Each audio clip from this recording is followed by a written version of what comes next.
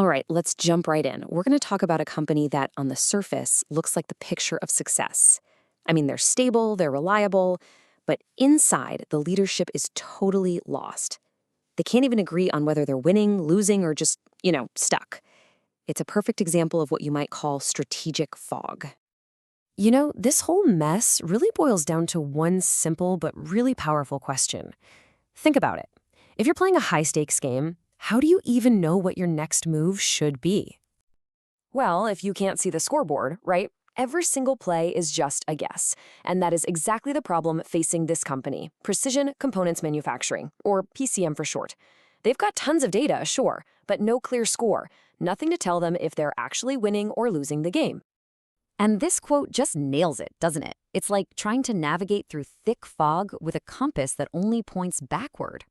I mean, think about that. They have all this historical data, years of it, telling them exactly where they've been, but it gives them zero clarity on where they are right now, let alone where the market is going. It's like all their tools are stuck in the past. Okay, so let's dig into PCM a little bit more. From the outside looking in, these guys are a model of success. They've built this incredibly solid business in what seems like the perfect niche. But here's the twist. That very success, well, that's what makes their current problems so incredibly dangerous. Yeah, for 20 years, PCM has been living in this sweet spot, what you might call the Goldilocks zone. The parts they make are complex enough that you need real know-how, but they're not so hyper-specialized that their customers are totally locked in. For a long time, this was their secret sauce, their biggest strength. But now, it's looking like it might be the very source of all their problems. See, for years, if you looked at their internal dashboard, everything was great. All green lights. Efficiency was up, customer complaints were way down. It looked perfect. But then, the outside world started sending these weird signals, things that their internal numbers just couldn't explain at all. And this wasn't some sudden explosion. It was this slow, creeping issue. First, revenue growth just flattened out. Then you saw the margins start to get squeezed. And finally, the sales pipeline just started to sputter. Look, any one of these on its own might not be a huge deal, but when you put them all together, it starts to paint a really troubling picture. And then came the moment that changed everything. The real wake-up call. It was just a casual comment from a customer, but it revealed this massive strategic threat that PCM was completely blind to. Suddenly, they're asking themselves, wait, are other customers talking about this? Are we a key partner? Or are we just a backup supplier, one bad quarter away from getting cut? And the scary part, they had absolutely no idea. So, all of this tension, all this uncertainty, it finally comes to a head in one big strategic meeting. The entire leadership team gets in a room to figure out the path forward, only to discover they aren't just on different pages, they're looking at completely different maps. And this, right here, is the heart of the problem. You've got the CFO looking at the stable finances, and he's saying, let's defend our position. Then you have the VP of Sales looking at the sputtering pipeline saying, no, we need to attack. And the COO, she sees the whole market shifting and says, we have to reposition entirely. I mean, you have three incredibly smart people all looking at the same company data, and they come to three completely different, contradictory conclusions.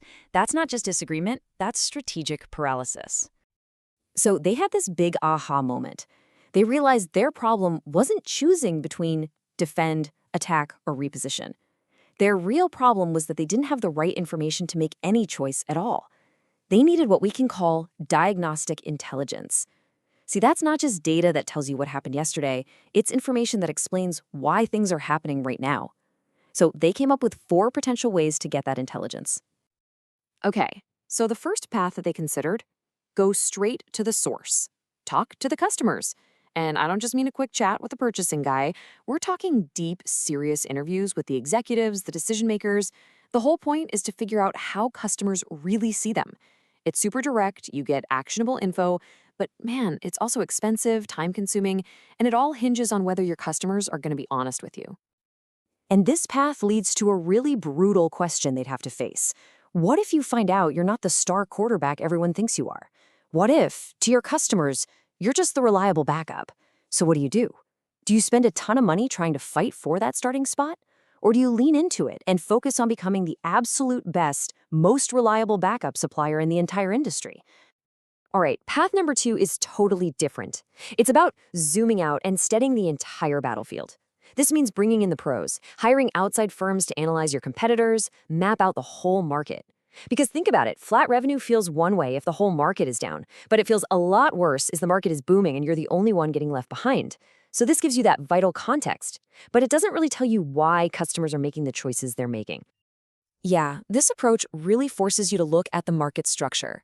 Are you a high-end specialist or a low-cost generalist? Because if the market is splitting into those two extremes, then being stuck in the middle, that Goldilocks zone that used to be your strength, all of a sudden it's the most dangerous place you can possibly be. Okay, path 3 is all about looking inward. The idea here is that the answers are already sitting right there, buried deep inside their own sales data, their own operational numbers. They just need the right tools, the right shovel, if you will, to dig them up. It's about finding those hidden patterns in the mountains of data they already have. Super powerful, for sure. But the big risk is that you can become totally blind to what's happening outside your own four walls. And this one brings up a huge cultural challenge.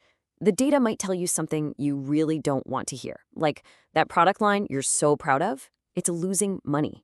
Or that customer you've been serving for a decade, they're not profitable anymore. So the real question isn't just, can you find the truth in the data? It's, is your company tough enough to actually handle that truth? The fourth and final path is a bit different. It's less about spreadsheets and algorithms and more about human wisdom. The idea is to build a strategic advisory board. Get a group of seasoned industry veterans, retired execs, top-tier consultants, and have them in your corner. They can offer incredibly rich, nuanced advice. The downside, it's slow, and its success depends almost entirely on picking the exact right people. But this option comes with a massive psychological trap. It's called confirmation bias. It's just so easy to hire advisors who will tell you what you already believe, to only hear the advice that confirms your existing ideas. The real trick here is making sure these experts are there to challenge your assumptions, not just pat you on the back and reinforce them. And that leaves PCM, and really any of us in business, with one last critical question. Look, each of these 4 paths cost real money and takes real time. But what's the hidden cost of staying in the fog? What's the price you pay for making big bets based on bad information? The decision here isn't just about which path to choose. It's about whether you're willing to pay what it takes to finally, truly see the scoreboard.